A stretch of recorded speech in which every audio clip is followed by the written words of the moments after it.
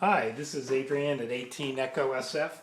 Well, I'm probably the last person on YouTube that's ever shown anybody how to disassemble, clean, and reassemble their 1911. However, I've never done it, and I just thought I'd show you the materials that I use and um, some couple of items that I have found to be very, very helpful. Anyway, here's my stainless Pro Carry. As you can see, it's completely empty, nothing in there. It's a little bit of a safety check. And but I just wanted to explain the materials that I use, and then I'll just do a quick breakdown. This gun has already been cleaned just a couple of days ago when I came back from shooting with my son. Anyway, I'm kind of an old school guy, and I've used hops for a long time. And I actually have another bottle back here, a full bottle. However, after watching a couple of the internet channels for a while and seeing what other people were using to clean their guns, I became familiar with Ballistol. I think I first saw it on the Armory channel, and Pete spoke very highly of Ballistol. And then I also saw that Hickok 45 uses it exclusively and doesn't even use anything else. So I decided to try it. I had it shipped to me, which was very expensive to get it shipped to me out of state into California because of the aerosol content in the cans. And but I eventually found a local gun store here in San Diego, and they carry the exact same thing, slightly different color can called multi-purpose, but it's exactly the same stuff. And I just bought 4 cans of it, and I just kind of keep it around. Also, I just want to let you know I have the non-aerosol container, and I use that for things around my house and in my garage, and it works wonders on garage door openers. I put it on the rollers and on the mechanism that draws the door up and down. And whenever it gets noisy, I just spritz it with that and do the rollers, and it kind of comes back to life beautifully.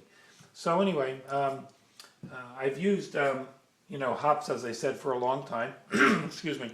And I do still use it periodically, but I have found recently that after using hops by itself and then running some Ballistol through the barrel, that I still pick up dirt. So I think I'm now convinced that Ballistol is actually the best product to use for everything. From a lubrication standpoint, I love Bill Wilson's products. I don't own any of his handguns, but I've been using his oil for quite a number of years. And about a year ago, maybe a year and a half, they changed their packaging and their oils to include this kind of reddish color oil, which is standard gun oil, and then their universal blend, which is kind of halfway between a grease and an oil. And I actually use both of these items now, and I'll show you exactly where I use them in the gun. And the other 2 things that I love, I got these from Brownells.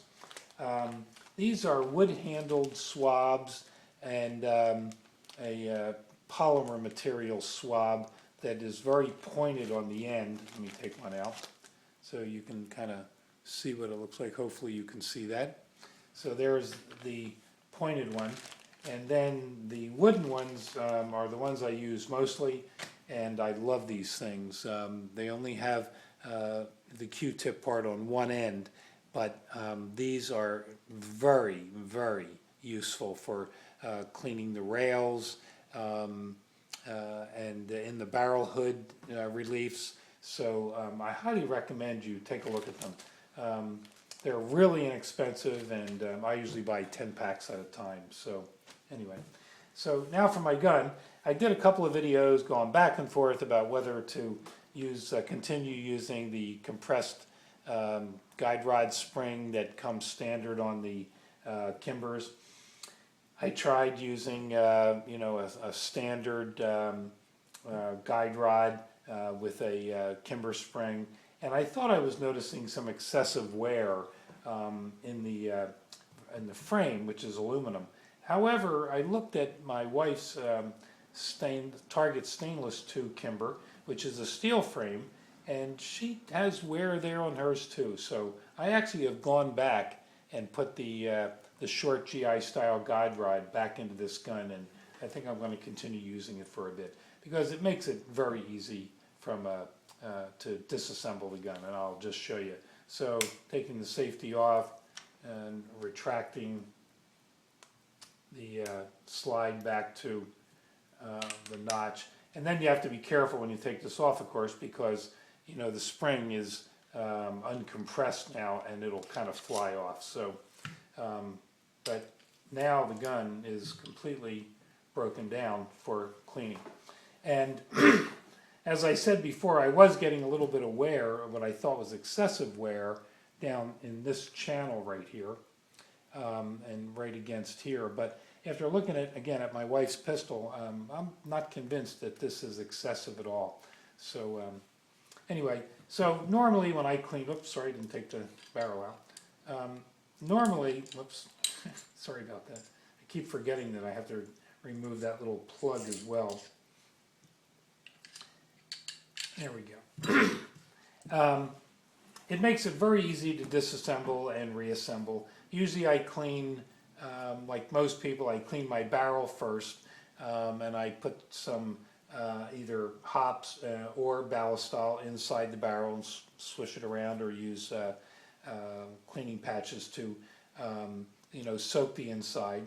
And then I use of course, a 45 caliber bore brush to kind of clean out the barrel, and then I use cleaning patches to get out the gunk. When I'm all done, I clean up everything. I use ballistol literally on every single piece, and it really does a wonderful job cleaning and lubricating a bit as well, even though I do continue to use oils in particularly my 1911s. Then when I'm all done, I do some of the universal grease on both rails, and I put a dot right here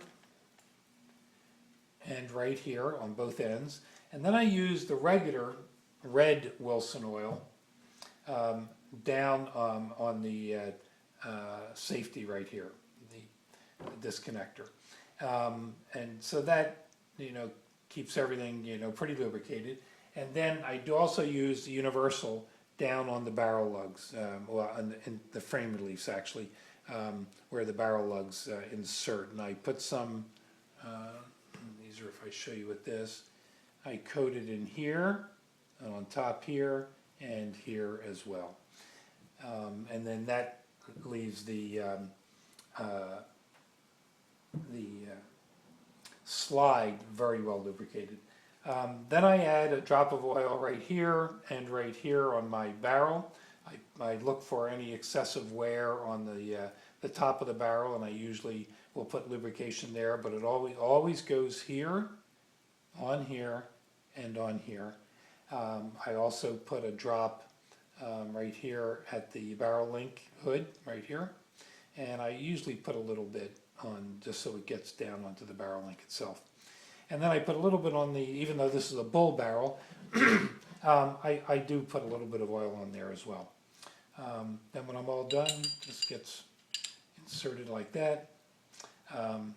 The reverse guide rod plug then gets inserted as such.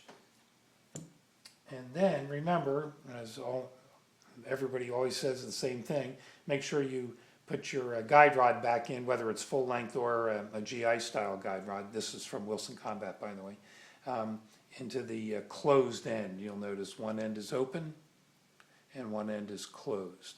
So this goes in there. I put the barrel link up, I slide this in, and then this becomes what appears to be the most difficult part, but it really is not that bad. You slide this back in, excuse me, and position the guide rod so the barrel link is sitting in this little relief. I don't know if you can see this or not. Let me lift it up with this. There's a slight relief right there. in the GI guide rod from Wilson Combat, and this barrel link fits right in there. So I just hold this with my thumb, take my the frame, slide it on, and you have to be careful you don't pinch your finger, of course, you know, as you get this in, and then, whoops, and then just slide this and wiggle it around a little bit until the slide stop pin will go in. Retract the slide back to the notch and put this right here, snap this in, and as you can tell, this gun is now ready to insert a full magazine. So I have just found that being able to take the gun apart without having to use any tools is just beneficial. Particularly, I'm getting ready to go to another defensive handgun course, and it's about 100 miles away from where I live. And I'll take some cleaning materials. It's a 2-day course, and I'll just take the gun apart at the end of the first day, clean it up quickly with some ballistol, and re-lubricate it and put it back together. And not having to take any tools with me is kind of a major plus. Don't you just love the VZ grips, by the way? I love these things. I have a pair on my Colt Combat Commander as well. They're my absolute favorite grips. So this may not have been very interesting for you because a lot of people have done these types of videos, and everybody has their own way of cleaning and using different lubricating materials. But I have found for me that this has been just a really easy way to do it, and it keeps my guns running, which, as I told you before, I try to keep my guns looking nice, but looking nice doesn't really matter to me as much as the gun going bang every single time I pull the trigger. And on my 45s, since I rely on them every single day, I want that thing to be perfect so it can protect me and my family as well. So I hope you enjoyed this, and this is nice. I got a notice the other day from YouTube telling me that I'm now allowed to have videos that are longer than 15 minutes, which I'm not quite sure what I would talk about for longer than 15 minutes, but